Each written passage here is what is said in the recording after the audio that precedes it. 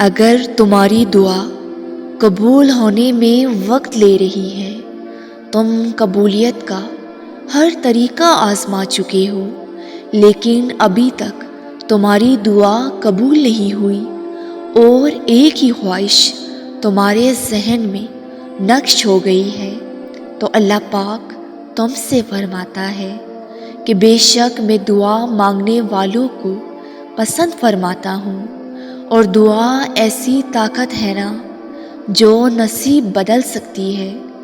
دعا چاند کو 2 حصوں میں تقسیم کر سکتی ہے، دعا دہکتی آگ کو ٹھنڈا کر سکتی ہے، دعا مقدر کے ہر اس پنے، ہر اس لفظ کو بدل سکتی ہے جس سے تم راضی نہیں، اور تم یہ سمجھتے ہو کہ میری دعا قبول ہونے میں وقت کیوں لے رہی ہے۔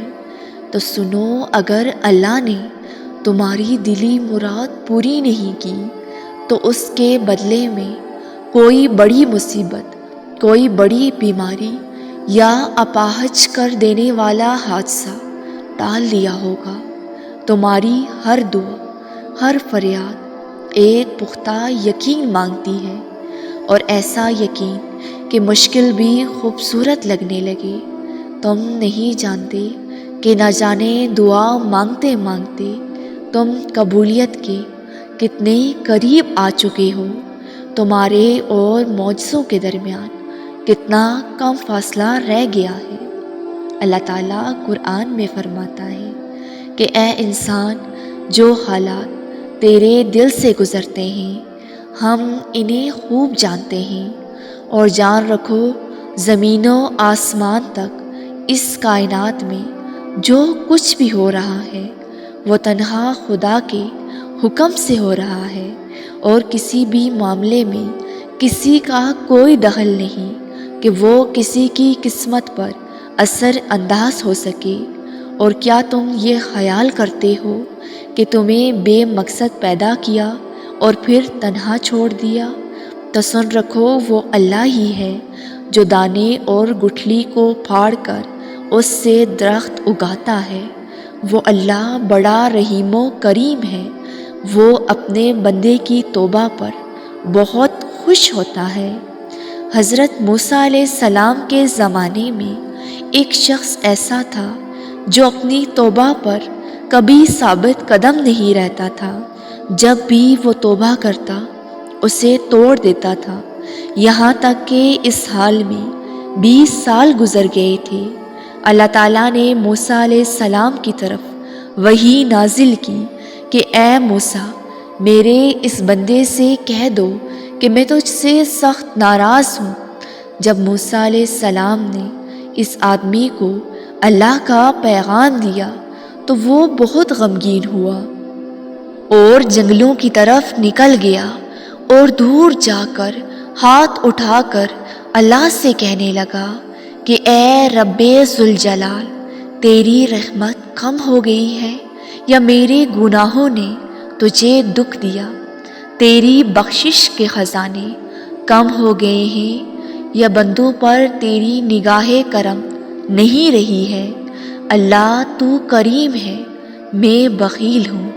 اگر تو نے اپنے بندوں کو اپنی رحمت سے محروم کر دیا تو وہ کس کے دروازے پر جائیں گے؟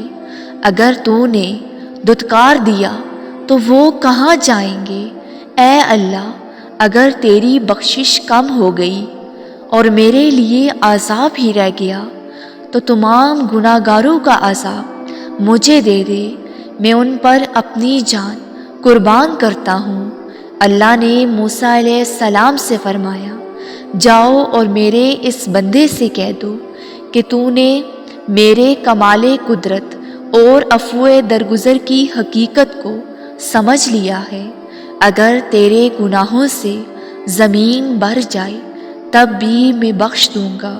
اور جب انسان اپنا مائنڈ سیٹ اللہ کے حکم کے مطابق سیٹ کر لیتا ہے کہ جو کچھ بھی اس کے ساتھ ہو رہا ہے وہ اللہ کے حکم سے ہے اور ہمیشہ اللہ کا حکم ہی چلتا ہے، تو پھر اس کے دل سے غصہ اور مایوسی ختم ہو جاتی ہے۔ وہ جہاں تک کوشش کر سکتا تھا اس نے کی، اور جو نتیجہ نکلنا ہے وہ اللہ کا فیصلہ ہے، اور اللہ کے فیصلے سے بڑھ کر کسی کا فیصلہ نہیں ہو سکتا۔ اور سنو، بہت کم وقت رہتا ہے، اب تمہاری دعا قبول ہو جائے گی۔ تم دعا کا دامن نہیں چھوڑنا۔ بے شک یقین کے ساتھ کی گئی مسلسل دعائیں اللہ سے کن کہلوا دیتی ہیں، کیونکہ اللہ کو مان رکھنا آتا ہے۔ وہ بگڑے ہوئے مقدر سنوار دیتا ہے اور ساری ادھوری کہانیاں مکمل کر دیتا ہے۔ میں آپ سب کے لیے اللہ سے بہت دل سے دعا گو ہوں کہ وہ تمام لوگ جو شدت سے دعاؤں میں کسی کو مانگ رہے ہیں، اور وہ لوگ جو اپنے حالات سے بہت پریشان ہیں، وہ لوگ جو اولاد کے خواہش مند ہیں، اللہ ان تمام کی زندگی سے ان رکاوٹوں کو پوری طرح ختم کر دے۔ اللہ سب کی خواہشوں پر کن فرما دے، آمین۔ ویورز، اگر آپ کو یہ ویڈیو پسند آئے تو لائک اور کامنٹ کے ساتھ ہمارے اس نیو چینل کو سبسکرائب کر دیں۔